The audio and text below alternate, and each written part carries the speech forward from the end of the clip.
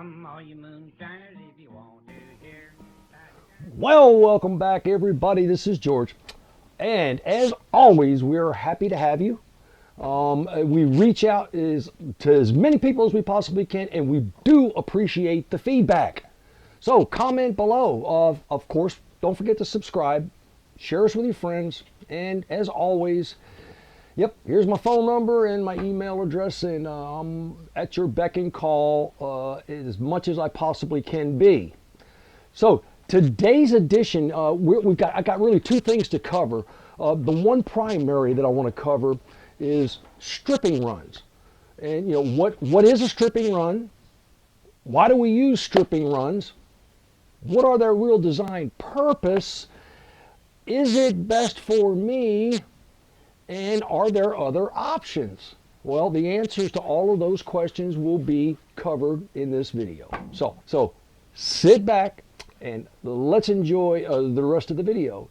In the meantime, what I've got going on here, and I wanted to share something with you, because you know that I build PID controllers. That's the proportional integral derivative controllers. Trust me, I'm getting to stripping runs. Which, oh, by the way, a PID is perfect for if that's what you want to do. I've got, matter of fact, I've got 6 here on the table that I'm actually assembling right now. But I wanted to share a couple things with you should you decide to assemble one of these, because I've got videos out there about how to assemble these. There's a link to all the videos. I use, this is off-the-shelf stuff. And there's actually a list of components in one of those videos that you'll find, and it's readily available. So, I use these boxes. They run me about 19 bucks or so, something like that. It's 18, 19 bucks. And then I've got, of course, I got the gland fitting on the end for the cable that goes in. That's a 12 gauge, and 12 gauge is very important because we're going to run 16.6 amps on a 2,000 watt element, which is what this one at 120 volts would be rated for. So you got to have the cable that'll handle it. It's 12 gauge. Okay, I've had people call me and say, "What about 14 or 16?" You'll burn it. It'll get hot. It may even burn in half. Look, just use 12 gauge wire. All right. Now, inside here is the solid state relay. That's this puppy right here. And I wanted to explain something simple about this. And you'll notice that I've got these are just like bell wires. And the reason I use these small wires, because they're only signaling. They're signaling wires. So they don't have to be heavy. The only heavy wires you need in here, i.e. 12 gauge, goes to pin 1 and 2 and goes to your receptacle. Everything else can be low gauge, can be 18 gauge. You can power your PID off of here with 18 gauge wire. You don't need the real heavy gauge wire, because you'll know that when you get to the back of that PID, the small screws, it's really hard to attach a 12 gauge wire to a real small screw. You really don't need it. It's only going to pull, like, it's rated at like a half of an amp at the most. So that's what you need. Now, what's very important about these is that they come in with different numbers on them. And this one is a 40 DA, and that's 40 amp DA. DA is very important. They do make an AA. And then AA would be different from this one. Yeah, first of all, it says AA instead of DA. DA means you have, on pins 3 and 4, you have DC voltage, direct current, as a signaling current to operate the solid state relay. And then pins 1 and 2, the A stands for alternating current. So it becomes a switch for AC. So direct current in controls AC. Now, if this was an AA, it would require AC voltage to signal to control an AC connection. Make sense? So if you've got an AA and you hook it to a PID, which produces a DC signal between 3 and 32, it really is about 12 volts. DC, that's what it produces. And you're using an AA, that DC voltage is not going to signal or control the internal switch. Don't get them confused. Now, I always use the 25 DA in our 120 volt boxes. And the reason I use a 25 is because you're not going to get to 25 amps. So these are rated for a 2000 watt element. Please don't try hooking up anything bigger than that. You're drawing 16.6 amps. You want to make sure that your wire will handle it, your circuit will handle it, and your controller will handle it. Now, I'm also building the 240 volt. And when I get to the 240 volt, I do put a 40 amp in it. Don't really need to, but I do. I actually put a 40 volt in it. Now, when you add these in here, and you'll see this gland's a lot larger because I'm using 10 gauge wires. I don't have to go into explaining that. All right. When you add these in, on the bottom here, you'll see I've got this white grease. It's called thermal grease. And you put thermal grease, I've got to get it in. You get I get a whole jar because I do a whole bunch of them, but you can get them in small syringes, and it can be gray, it can be white, it can be any color. But you put thermal grease on here in order for that thermal energy, when it does get warm, to transfer to your heat sink so that you can keep it cool. And you just put it on there and just drop it down on there, twist it a little bit, and it'll all smooth out, and it makes a firm contact. Now, with the wires, I've got my 12 gauge, 3 wires. Remember, that's going to be a black hot, a white neutral, and a green ground. Straightforward, that works. Therefore, I can run one element and also a water pump. If you want a separate one, there's a water pump as an accessory. Then we've got the 4 wire, and that's why it's very important. If you call me to order one, or you send me an email to order one of these, if it's a 240 volt, I need to know where you're going to plug it in. Because there's 2 types of 240 volt. We've talked about this before. There's the 3 wire, and then there's the 4 wire. And there's a big difference between the two. If you pull the plug out from your dryer, and it's got 3 prongs on it, then you've got a 3 wire 240 volt. If you pull that plug out and it's got you got 4 prongs on it, it's a 4 wire. And it's important, I always ask you, just take a picture of it and send it to me. That way I can match the plug. So that way when you open it up, you can plug it in and play with it. Otherwise, there's like 5 or 6 different plugs that you can put on these things. All right, now here's the major difference. If you have the 3 plug, the only thing you're going to receive from a controller is you're going to receive the ability to control a 240 volt receptacle. And why is that? It's because I only have 240 volts, which is a hot black and a hot white. Remember, 240 volts is 120 and 120. And together, since they're out of phase, they equal 240 and 1 ground. So I can't get you an accessory receptacle with a 3 wire system. Because doing so would cause the ground wire to become a load carrying wire, and you can't do that. Now, on the other hand, we have the 4 wire, which is really good and universal, because what I have is I have the black hot leg, I have a red hot leg, 120, 120, and I have a neutral. And the ground, of course. So in this case, your receptacle for your element, if it's a 240 volt element, will have a black, a red, and of course the green ground.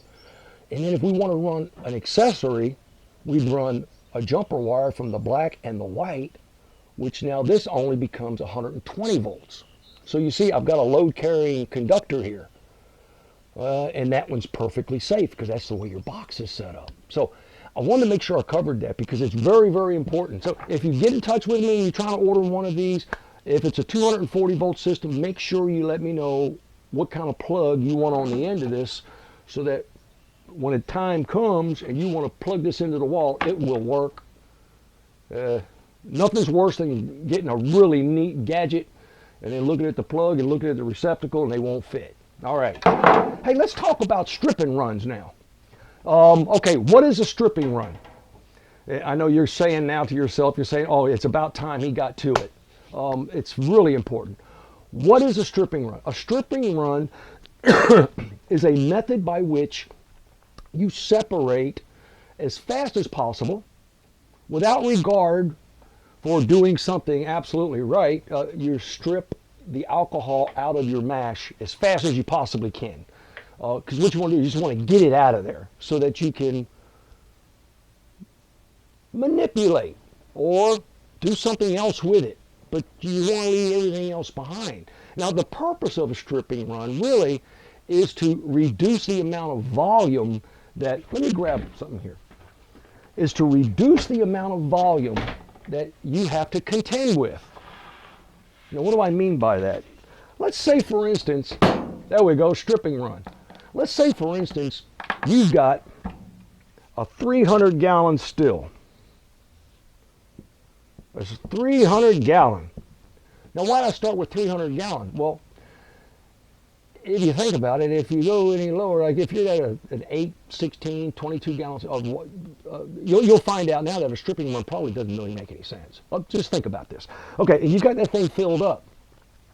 Now, if that still would produce, let's say for instance, it's going to produce 20 gallons maybe, I don't know, or so. You know, somewhere it's going to produce quite a bit because you got 300 gallons there. And 300 gallons, say at 20%, 20 times about 60 gallons. Yeah, somewhere around there. All right, whatever the case may be. You've got all of that ethanol sitting in there. So instead of trying to separate, you separate it as fast as you possibly can. And you collect that here.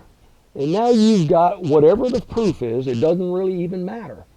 Because you don't really care about that. You just want to make sure that you get this volume from here into a separate container here. Now it becomes a little bit more manageable. Instead of working with 300 gallons, you're now working with 60 gallons. You see, it's a little bit more manageable when you get to 60 gallons instead of trying to work with 300 gallons. That's a long run.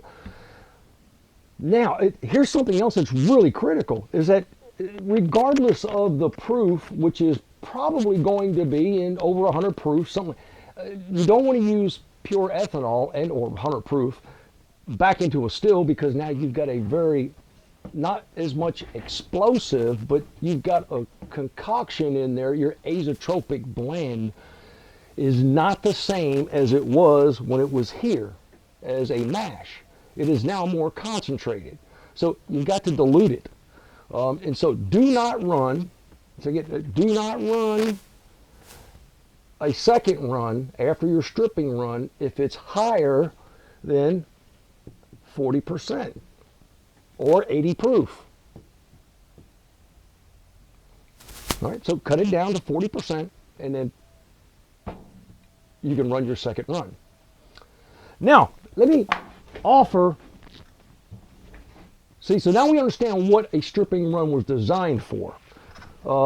Let's talk about briefly, just briefly, is a stripping run in my best interest? I will submit, now this is totally an opinion, I will submit to you that it's strange. Why do we always have time to do something twice, but we seldom have time to do something right the first time?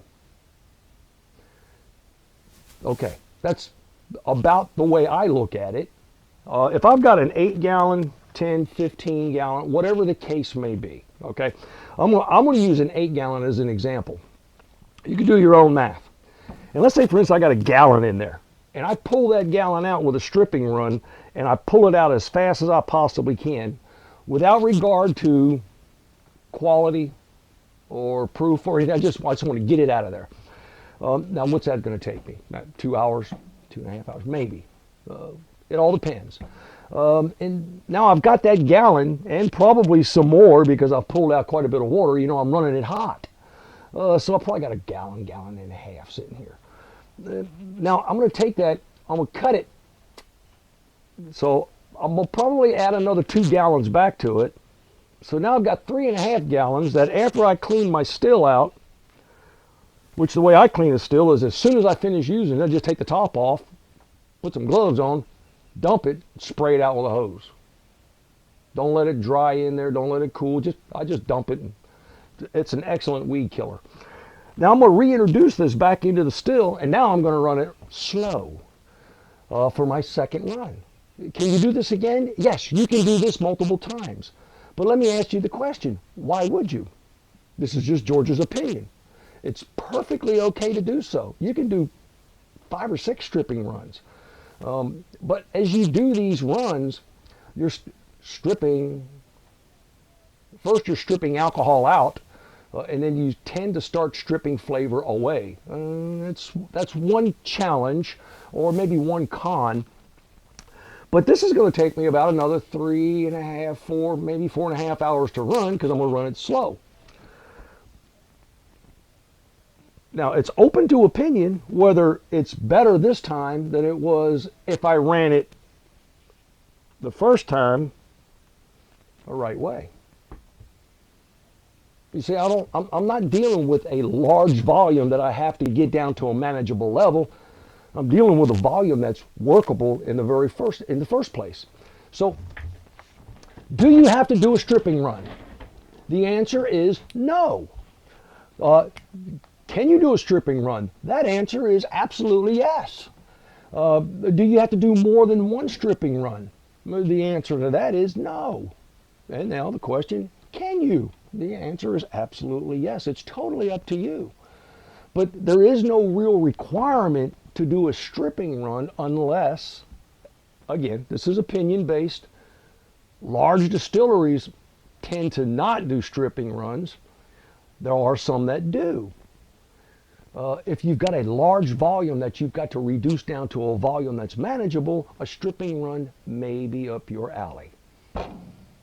So I hope we've covered as much information as we possibly could. You see, we did not even touch on proof, temperature, or any of that stuff. This is total theory, and it works. So to all of you out there who have called in and wrote in and made comments about Mike, our blind distiller, I really, really appreciate it. And we are working hard on a solution. We're going to find an audible way to present him with a PID controller that he can interface with and hear and work with. And we're getting closer and closer and closer to that resolution. When we get there, I'm going to let you know about it. So, look, until next time, call me, write me, or comment below. Happy distilling.